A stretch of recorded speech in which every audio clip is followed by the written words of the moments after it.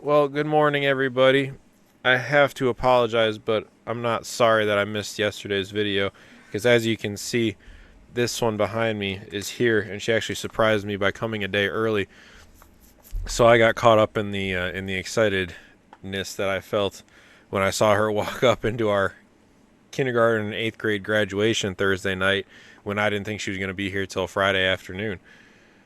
So we spent Thursday evening together, which is why we didn't have a video up for you yesterday morning. But I wanted to make sure we had today's ready to go since I knew she was going to be here today, even though we did spend the majority of the day out and about.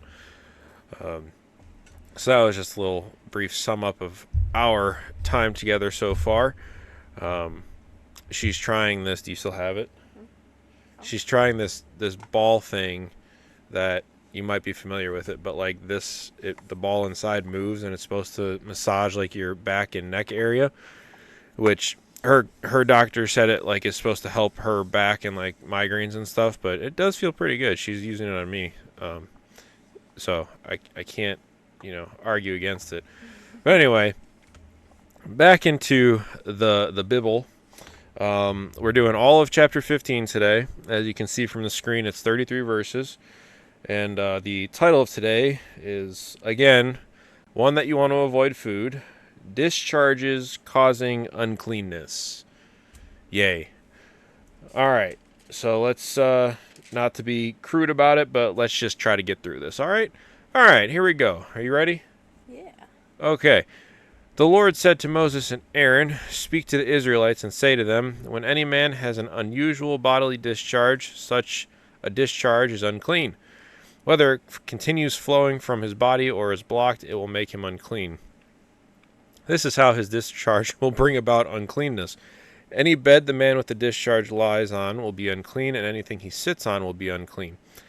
Anyone who touches his bed must wash their clothes and bathe with water, and they will be unclean till evening." Man, I can't wait to try to find out a thumbnail for this video. "Whoever sits on anything that the man with a discharge sat on must wash their clothes and bathe with water, and they will be unclean till evening. Whoever touches the man who has a discharge must wash their clothes and bathe with water, and they will be unclean till evening. If the man with a discharge spits on anyone who is clean, they must wash their clothes and bathe with water, and they will be unclean till evening." So any kind of touch or touching something that the unclean person has touched results in washing your clothes and bathing with water, and then you're still unclean until the evening time. Everything the man sits on when riding will be unclean, and whoever touches any of the things that were under him will be unclean till evening. Whoever picks up those things must wash their clothes and bathe with water, and they will be unclean till evening. Anyone the man with a discharge touches without rinsing his hands with water must wash their clothes and bathe with water, and they will be unclean till evening. A little bit of a pattern. A clay pot that the man touches must be broken, and any wooden article is to be rinsed with water. When a man is cleansed from his discharge, he is to count off 7 days for his ceremonial cleansing. He must wash his clothes and bathe himself with fresh water, and he will be clean.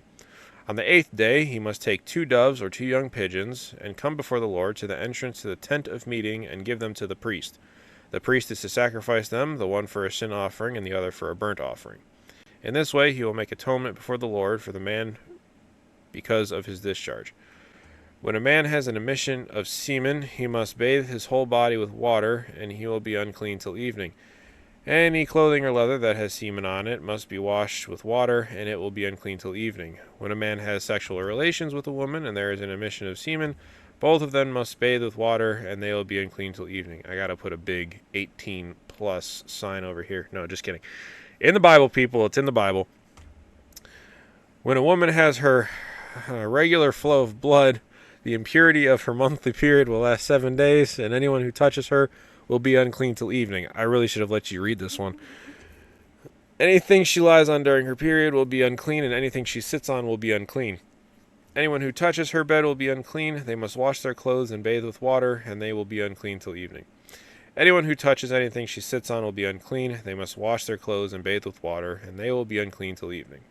Whether it is the bed or anything she was sitting on, when anyone touches it, they will be unclean till evening.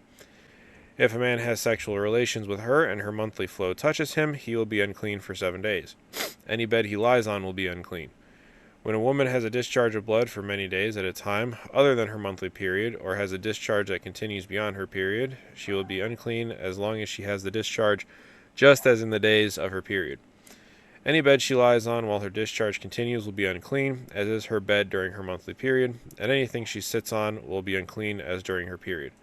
Anyone who touches them will be unclean. They must wash their clothes and bathe with water, and they will be unclean till evening. When she is cleansed from her discharge, she must count off 7 days, and after that she will be ceremonially clean. On the 8th day, she must take 2 doves or 2 young pigeons, and bring them to the priest at the entrance to the tent of meeting. The priest is to sacrifice one for a sin offering and the other for a burnt offering. In this way he will make atonement for her before the Lord for the uncleanness of her discharge. You must keep the Israelites separate from things that make them unclean, so they will not die in their uncleanness for defiling my dwelling place, which is among them. These are the regulations for a man with a discharge, for anyone made unclean by an emission of semen, for a woman in her monthly period, for a man or a woman with a discharge, and for a man who has sexual relations with a woman who is ceremonially unclean. Now, all joking aside, I'm messing around being icked out about this stuff. It's not that big of a deal for me. I know a lot of people get cringy when they talk about this topic. I'm just playing it for effect and laughs, but I really don't have a problem talking with this. It's just how the human bodies work. So I don't mean to be disrespectful to, obviously, a whole chapter in the Bible by being uncomfortable talking about something that, God obviously made part of us. So just wanted to clarify that. Not actually uncomfortable talking about it. I would say I've almost never been uncomfortable talking about it, but that was just because I think growing up, my mom was always very open with me and just kind of explained, like, this is why this is. God made us this way. There's no reason to be weirded out about it. So that's where I come from, and that's how I'm probably going to teach my kids about it too. I think that's good for now. We got a good 7-minute video going on. Hope everybody's enjoying their weekend, their long 3-day weekend. Don't forget why we have that 3-day weekend on Monday. We'll talk more about that in coming videos, but make sure to thank all of your family members, and if they're no longer with us, just remember them and remember what they did, but also remember that hopefully if they were of a religious sort and they followed the Christian faith, that they're also in a better place. So thank you for all family members who have done that, and that's it for me. What about you, slender woman standing back there creeping on me? You got anything to say? I don't think so. Just have a good day. All right, have a good day. She said it. See you again tomorrow morning.